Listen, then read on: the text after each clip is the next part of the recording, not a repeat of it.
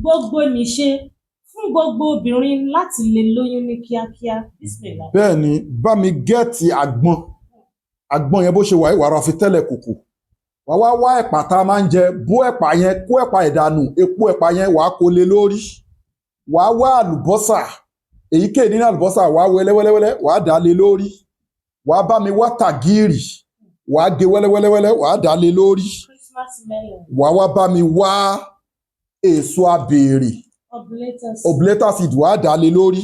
wàá bá mi wá ewé àsùnwọ̀n òyìnbó tútù wàá kó lé lórí ṣe é lágbo farabalẹ̀ kó gbọ́ fídíò ìdílẹ̀ síwájú kó tó ṣiṣẹ́ àbítọ́ iṣẹ́ tán ìgbòrò balabala sákàǹtà àwọn ọmọ aláìní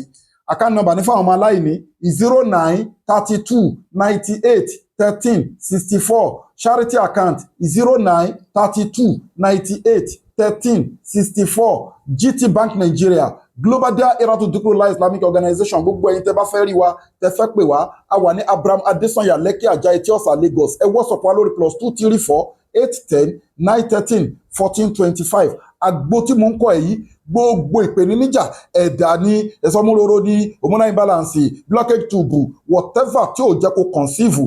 pátá ló ń ṣiṣẹ́ fún ló fi jẹ́ Gbogbonise confam ní ẹmọ pé mi ò ní purọ́ fún yín táìmù píríọ̀dù nìkan ló dẹ̀ máa lò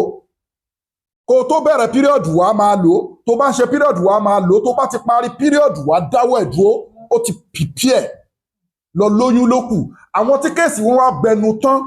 gbogbo nǹkan làwa ń dá sí àmọ́ amúkèsí láti dọlọ́mọ láyé amúlọ́kùnkúndùn àbí lórí nǹkan ọlọ́mọkùnrin dé ìwọ tó bá rí pé kéèsì ẹ ti gbẹnu tán wá lọ fún full package a máa jáde tán sí kéèsì ẹ o ti wọ menopause o ti ṣe IVF o ti ṣe kinní bí wọ́n bá ti mú nǹkan ìkan kún bẹ́ẹ̀ o àwọn ìwà ṣeré inú ayé o akẹ́kọ̀ọ́ káàkiri ni o àdẹ̀dúpẹ́ lọ́dọ̀ Ọlọ́run àwọn èèyàn ń wá sọ́dọ̀ wa wọ́n ń dúpẹ́ fọ́lọ́run right way lẹ́wà tí ò sí ìrújú bí ìsinmi ńlá ìtàlá wàá finú ṣoyún wàá fẹ́yìn gbọ́mọpọ̀ mi ìfẹ́ mọ nǹkan tó ń di ẹ lọ́wọ́ láti lè má dọlọ́mọ láyé bẹ́ẹ̀ ni èèyàn mọ̀ dàrú Ọlọ́run mọ̀ tó wọ́n mọ̀ júdà bírò la amúrò fásayẹ kò lù ní lọ́à Ọlọ́run ọba ló ń kọ̀ǹtró ayé gbàgbé pé bóyá kinní kan torí bó ṣe ń lọ sọ́spútù bó ṣe ń pàkan nìkan rú more than 20 years ló ti ń dààmú more than 10 years ló ti ń dààmú láti fẹ́ lóyún òdẹ̀ rí ní bó tún ní náà miscarriage ó tún ṣẹlẹ̀ oríṣiríṣi nǹkan ló ń ṣẹlẹ̀ wọ́n tún ní fibroid wọ́n tún ní oyún ìju wọ́n tún ní blockage tube wọ́n tún ní infection gbogbo nǹkan wọ̀nyẹn ó ti wà nínú full package má rojú owó bí sínú láì tààlà wà fínú ṣoyún àtọkùnrin náà tó yẹ pé àtọ̀ ẹ ti lẹ low sperm count weak erection quick ejaculation wà lọ fún full package ẹ dẹ̀ gẹ́tì àwọn product wa bẹ́ẹ̀ ni made in India packed in South Africa ó wà effective ẹ WhatsApp wa lórí +234 810 913 1425 àtàwọn àìsàn míì lóríṣiríṣi kódà ẹni táyé ń dà láàmú ètò àwẹ́wà tá fi ń yanjú problem fáwọn èèyàn bí sínú láì ètò àdúrà wà ètò sàárà wà bẹ́ẹ̀ ni ètò àwẹ́ wà àwọn àlálùpàdà wà lọ́tọ̀ọ̀tọ̀ tó yẹ pé yàtọ̀ sí product báyìí tá a máa ṣe fún yín tí wàá dúpẹ́ fọlọ́run lórí kéyìí nínú ìpèníjà ó ń forí kókó alátakùn jẹun lójú oorun ìbálòpọ̀ ojú oorun bẹ́ẹ̀ ni ẹni tó ní cancer diabetics asthma àwọn àìsàn ńláńlá ẹni tó ń wojú Ọlọ́run bá fọ́mọ ẹni tó ń máàmú bọ́ ẹni tó ń rí ìjákulẹ̀ ọkùnrin tí ò lè ṣe déédéé mọ́ wọ́n mú nǹkan ọmọkùnrin ẹ̀ wọ́n lò ní fúwọ́dù ó kéré ẹ̀wọ́ lè wọ́n natural apps ikú nìkan ni kò lè wò they are all powders very effective bẹ́ẹ̀ ni ẹ ti rí they are all powders ẹ ti rí ó wà halal bẹ́ẹ̀ ni prevention ni treatment ni cure ni òun láti nílé memory booster ìsọ̀yè ilẹ̀ham ó lágbára fọmọdé àti fàgbàlagbà transformer 1100 power tó o bá lè lọ fún full package kan gẹ́ẹ̀tì kọ́ọ̀pù ìkóra máa lo wẹ́rẹ́wẹ́rẹ́ ìwọ ọkùnrin bẹ́ẹ̀ ni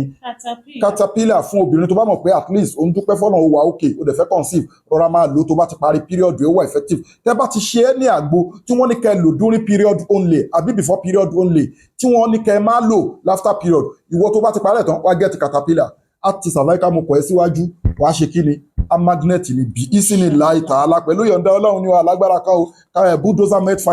fibroid oyún ìju àti blockage tube àti bẹ́ẹ̀ bẹ́ẹ̀ lọ miracle leaves ewé ọ̀tọ̀ọ̀tọ̀ 100 àti má ìzẹ́mzẹ́m láfi preserve senali fún lágbára ó jẹ poison ikùn ewu ẹsẹ̀ ewu kòrígbẹ́yà constipation for both natural and spiritual tẹ bá gbóòórùn kíní kan ẹ boil